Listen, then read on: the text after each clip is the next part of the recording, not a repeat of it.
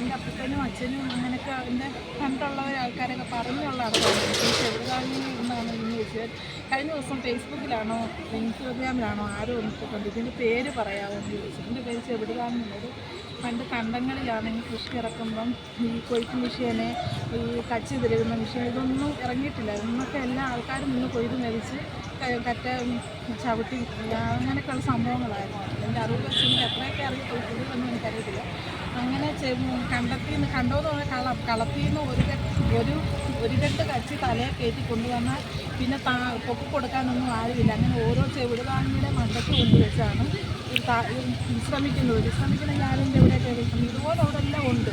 ഈ ശ്രമമാണെങ്കിൽ അത് കഴിയുമ്പോഴത്തേക്ക് തന്നെത്താനെ അത് നിരക്കി നെല്ലായാലും ചാക്കിലാവും, നെല്ലായാലും അതിൻ്റെ നിരക്കി തന്നെത്താനെ തലയിൽ കയറ്റുക ഉടമസ്ഥരുടെ വീട്ടിൽ കൊണ്ടുപോകുന്നത്. അതുപോലെ തന്നെ ചന്തകളിൽ കുളങ്ങര മണ്ഡല ചന്തകളിലൊക്കെ ആണെങ്കിലും ചേന, കാച്ചിൽ, ചേമ്പ് എന്നൊക്കെയുള്ള സാധനങ്ങളെല്ലാം ഇതുപോലെ തന്നെ വലിയ വല്ലംകൊട്ടയല്ല ചാണകക്കൊട്ട, അതിനകത്ത് ഇതുപോലെ ഈ പറഞ്ഞ സംഭവം ഇതുപോലെ ഇവിടെ കൊണ്ടുവന്ന് വെച്ചിട്ട് വിശ്രമിച്ചിട്ടാണ് അതും അതുപോലെ തന്നെ. അങ്ങനെ ഓരോ സ്റ്റോപ്പുകളിലുണ്ടായിരുന്നു. ഇപ്പം എങ്ങും അങ്ങനെ കാണുന്നു. ഇപ്പം ഈ ചാർണക്കാമ്പലത്തിൽ അവിടെ മാത്രമേ ഉള്ളെന്ന് എനിക്ക് തോന്നുന്നു. പണ്ടെല്ലാം ഓരോരോ സ്റ്റോപ്പുകളിലും എല്ലാം ഉണ്ടായിരുന്നു. ചെറുതായിട്ട് സംഭവം ഇതാണ് എൻ്റെ അറിവില്ല.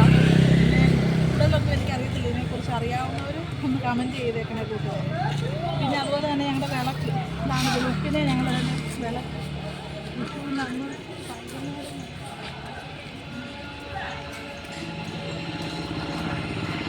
അതുപോലെ കൂട്ടുകാരെ ഇനി ഇത് വെള്ളത്തിന് എഴുന്നള്ളത്ത് വരുന്നതിന് മുമ്പേ കത്തിക്കുന്നതാണ് ഈ വിളക്ക്.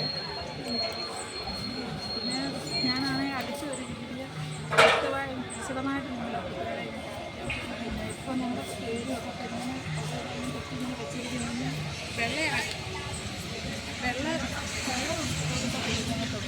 ഇനി ഞാൻ അടുത്ത് ഒരു രീതിയിൽ കാണിക്കാൻ ഇഷ്ടപ്പെട്ടെങ്കിൽ ലൈക്ക് ചെയ്യും.